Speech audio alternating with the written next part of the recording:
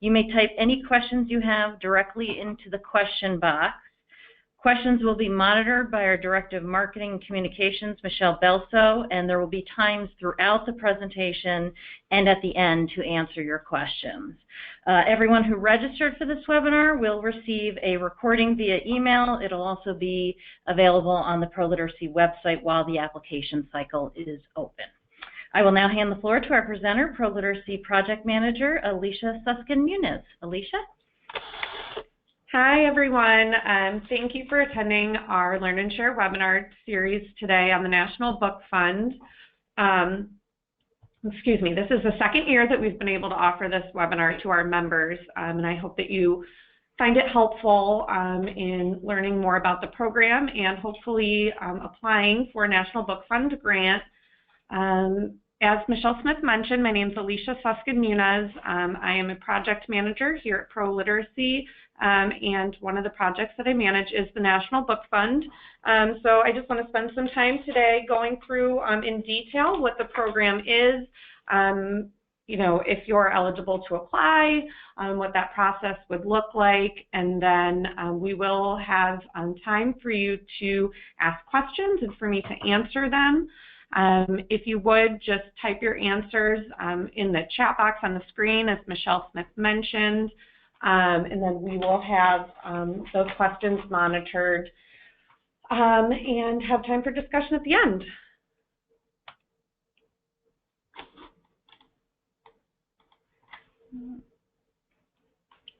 Okay, so what is the National Book Fund? This program was established in 1995 by, at the time, Laubach Literacy to help programs across the country gain access to materials that were necessary in order to run their programs effectively. Our organization saw that a lot of programs couldn't afford to buy the books that they needed, and instructors had to teach without them. So the program is now going on our 22nd year, and the need for the program is just as strong as ever. ProLiteracy is continuously working to not only sustain the program, but to continue to improve it for our programs across the country. In the 22 years that the program has been in existence, we have awarded close to $3 million worth of books and materials. The National Book Fund does not give away a cash component. The awards that we give, that we grant, are only in the form of materials listed on the application and order form.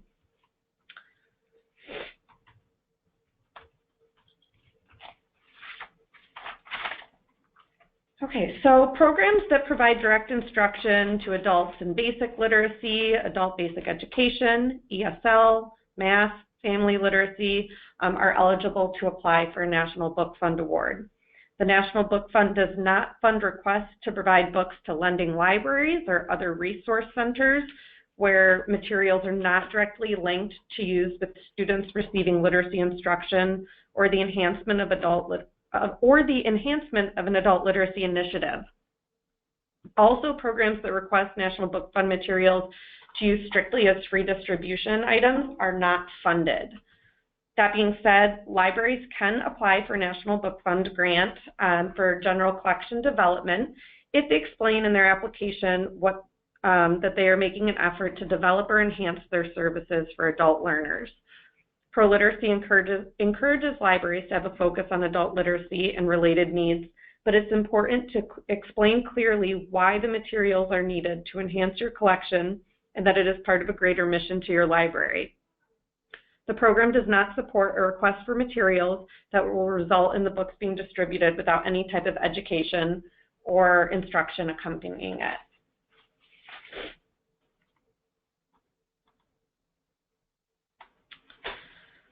So the application cycle is currently open. The application cycle opens once a year from March 1st until about mid-April, this year that being April 14th. Anyone offering the services that I mentioned on the previous screen are encouraged to apply, including members and non-members of ProLiteracy. You can apply for the materials listed on the National Book Fund order form. that form's available on ProLiteracy's website, and I'm going to take you there in a minute to show you exactly how it is, how you can find it on our website, because some of you may have noticed that we have gone through a revamp of our website. It may look a bit different to you, so I want to make sure you know how to find those forms. On average, we fund about 65% of applicants, but this can fluctuate year to year depending on how many applications we receive and the support ProLiteracy receives for the program through individual donors, foundations, and corporations. ProLiteracy actively seeks support for the National Book Fund year-round and only approves grants for the amount of funding that we have raised for the program that year.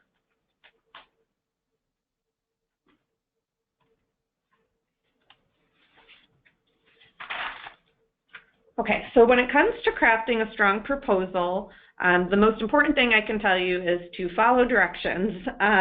Make sure that you submit all of the required forms. Make sure you're submitting the most up-to-date forms. I'm going to go to our website and show you where it is that you can find them.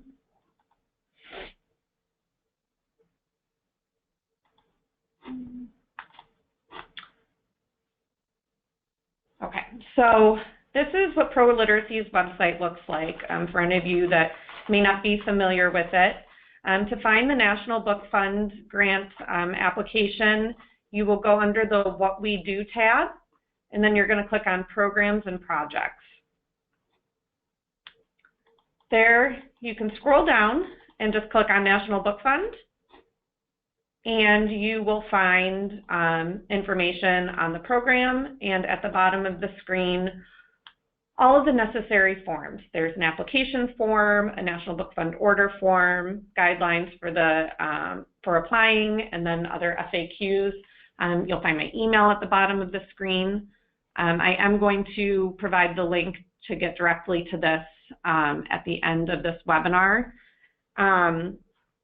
One thing that is listed on the application of everything that you need to submit is financial information. That must be included with your application. Most organizations submit a 990 or an audited financial statement, but if that's something that you don't have available, an organizational operating budget's okay. I would say that the main reason for not being funded for the National Book Fund is not clearly answering the questions on the application or submitting the wrong order form. You must submit the National Book Fund order form that is on our website, on this page of our website that says 2017 National Book Fund form on the top. Any applications that include an old order form or just the order form off the New Readers Press website will not be considered. Applications that don't include financial information, exceed the length limits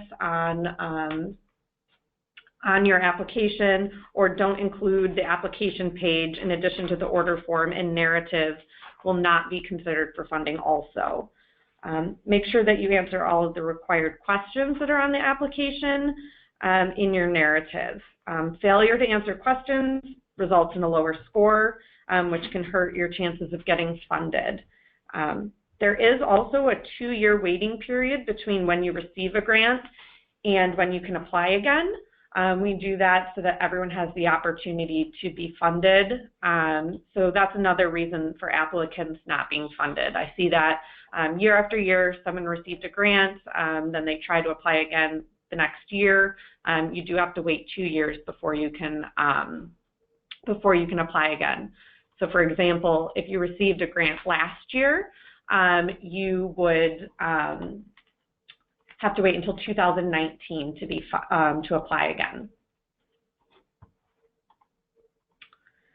Okay, so also, although at this time it will not remove you from consideration of being funded, please only submit your application once. I've had several programs in the past that submit their application through mail and email. It just makes it very confusing on my end, and it's not necessary. You have the option to submit through email or mail. It doesn't matter which way you submit, but it's just helpful to me for you to only submit it one time.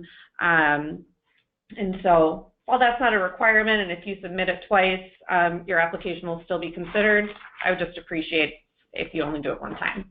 So thank you.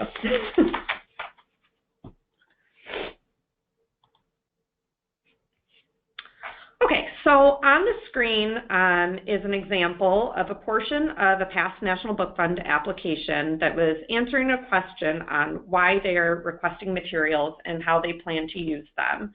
I'm going to give you a few seconds just to read it and then talk in detail about why this is a strong proposal.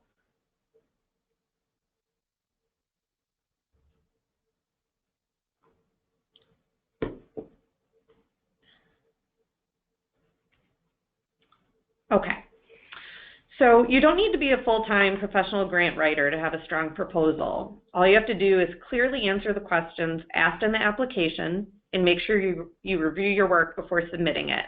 It's obvious to me when someone has not looked over their work before submitting.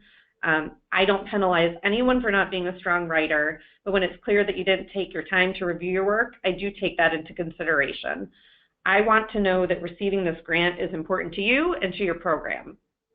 So I appreciate being able to recognize that you've taken the time to review your work. Also, repeating information, jargon, irrelevant information can potentially weaken a proposal. We want to hear as much information about why your organization needs these materials and how the materials will be used in the classroom or, and what it will do for your students, tutors, and organization. So this example on the screen clearly demonstrates that. It's straightforward. It talks about, the material. You can't compare it to their order form, but I do compare the proposals on the narrative to what they've requested on the order form.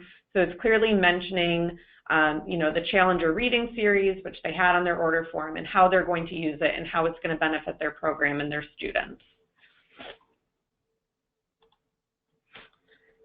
Okay, so this is an example on the screen of a proposal that, although it's very well written, it does not clearly describe a specific plan for the materials that they're requesting. I'll give you a few minutes to read the example on the screen for what we would consider a weak proposal.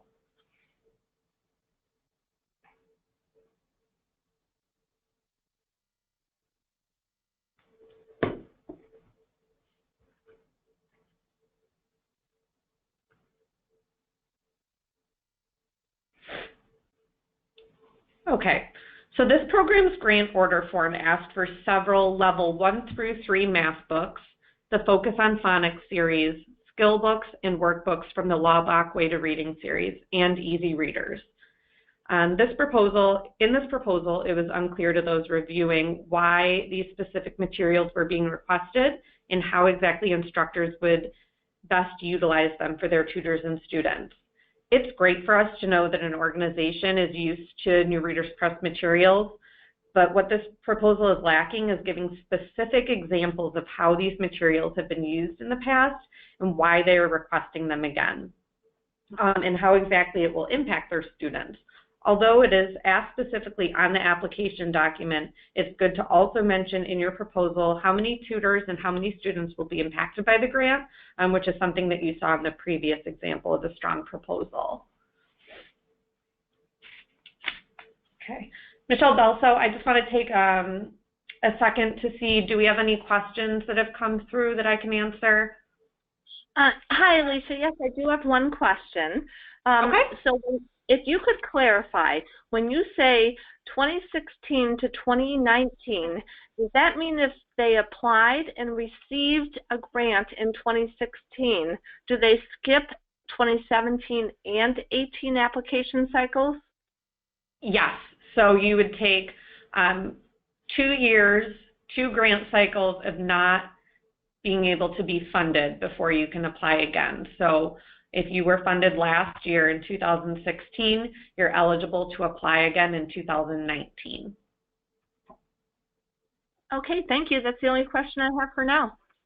Okay, great. All right, so we will move ahead. Okay, So after you've gone through and you've submitted a strong proposal, you've answered all of the questions clearly and attached all of the required documents, so your order form, the 2017 order form, a 2-page narrative, your organization's financial statement, that application page where you just fill out your basic program information, who is going to review your application? First, I want to add that I personally try to look through each application as it is submitted ahead of time to make sure that all of the required components are there. I do send out a confirmation email to let you know that I've received your application, although it may take a few days, so don't panic if you submit it and you don't hear back from me right away. I will let you know when I've received it.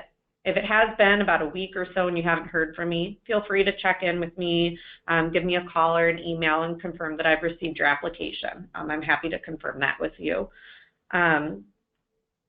When I have time, I do my best to let applicants know if something's missing or incorrect or an incorrect form was submitted, but this doesn't mean that you shouldn't triple check your work. I have had several applications coming in each day in the past, and so you know, I may miss something. The program is continuing to grow each year, so it becomes more challenging for me to catch every mistake. It's your responsibility as an applicant to triple check your application and make sure that you've submitted everything necessary. However, if you submit your application ahead of schedule, and I have been able in the past to give people the opportunity to fix mistakes and still be considered for funding. That doesn't mean that I'm reviewing your application thoroughly and actually reading your narrative and letting you know if it's strong or weak. But if I notice that you've forgotten like your financial information or filled out the wrong order form, I have in the past been able to catch those mistakes. But you know, if you wait until the last week to submit, I will not be able to catch those and give you an opportunity to correct those mistakes. So just make sure you triple check your work.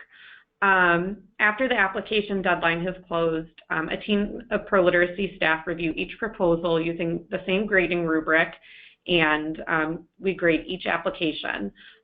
Each proposal is reviewed by more than one person, and the grading rubric grades proposals on the organizational need and the clarity of the answer given. ProLiteracy understands that there's a financial need for most programs, but because this is a competitive grant process, we really need to understand details related to your financial need. Write your proposal assuming that we know nothing about your program, its needs, and the needs of adult learners. The review committee has to review several proposals, so you just want to make sure that your answers are clear and your needs can be easily distinguished.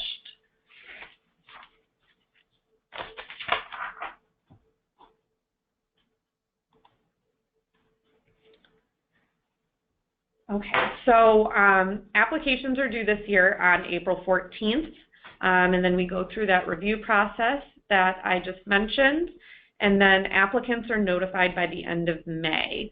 A letter of agreement must be signed and returned by your organization before any awarded materials are shipped out. The letter simply states that ProLiteracy will acknowledge your organization in public awareness activities, and that we will ship the materials to you in a timely manner. On your end, you must agree to acknowledge ProLiteracy in public awareness activities, pay a match requirement if applicable. I'll mention some information on that in a second, and then complete an evaluation within a year and return that to us. Once we get that letter of agreement, the New Readers Press will ship out your materials. The majority of materials are received by programs by June or July, if not sooner. The application that we require each awardee to return to us just allows us to update statistics so we can seek out additional funding and enhance the program. Photos and personal statements of success included in the evaluations are regularly used by us in speaking to funders or promoting the program. As I mentioned earlier, we fundraise for this throughout the year, and whatever funds we raise is what we put in to being able to award materials. So the more information that we have to share, the better, so that we can actively continue to fundraise and keep this a successful program and a benefit to programs across the country. I mentioned that some programs are required to pay a match amount. If you're a ProLiteracy member, no match is required. In the past, we required non-members of ProLiteracy to pay a 20% match of whatever your funded amount was. So if you received $1,000 worth of materials, you would pay a $200 match, and then members of ProLiteracy would pay a 10% match in the past. Now, as a member benefit, we do not require members to pay any match. As I mentioned, I'm trying to continuously improve this program and have as many benefits to our members as possible. So if in the past we heard from you if you were unable to apply because you didn't know if you'd be able to secure funding to pay that match, great news that this is our second year that we're not requiring a match for our members. So I encourage you to apply if that was something that was restrictive to you before. And then that's about it I have on what is required for applying, what we're looking for, what it is that you have to do on your end. My contact information is here on the screen. Michelle Smith, who's our membership manager, and spoke earlier. That's her contact information. Reach out to us with any questions. Michelle can confirm your membership status. You do have to be an organizational member, not an individual member, I want to mention, to not pay the match. So that's just something to consider. And Michelle Smith can confirm your membership status.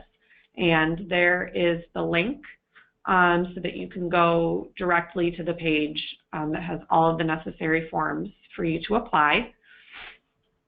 Michelle Belso, do we have any other questions from people in the audience? Or if you have questions, please type them in the question box and I can answer them now. I do have a question. Okay. Jen would like to know if funding requests can be made for materials for a 2-year timeline. Yeah, that's fine. They don't have to be used within the year. I mean, we hope that these are materials that you will continue to use in your program, and that's why we're comfortable with having that 2-year gap between when you can receive funds and when you can apply again, because a lot of programs are able to utilize these materials for years to come. So absolutely, just make sure you explain in your narrative how you plan to use them, and that you'll be using them over a longer time period. But that's fine. Okay, that's great. And just a reminder to everybody that this webinar is being recorded and will be emailed out to you, and it will also be available on the ProLiteracy website, probably as of tomorrow for anybody that wants to access it. A question from Roger. Are News for You subscriptions available through this grant? Yes, News for You is available, but only the print version of it. News for You online is not at this time available for you to request, but you'll see on the bottom of the order form that you have the option to get a subscription to the print version.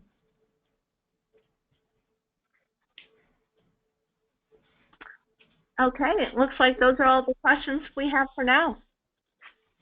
Okay, great. Well, if anyone has any questions, I'll go back to my contact information. Please reach out to me if you have any questions. Just shoot me an email. I'll get back to you, and I look forward to reviewing your applications. All right. Everyone have a nice day.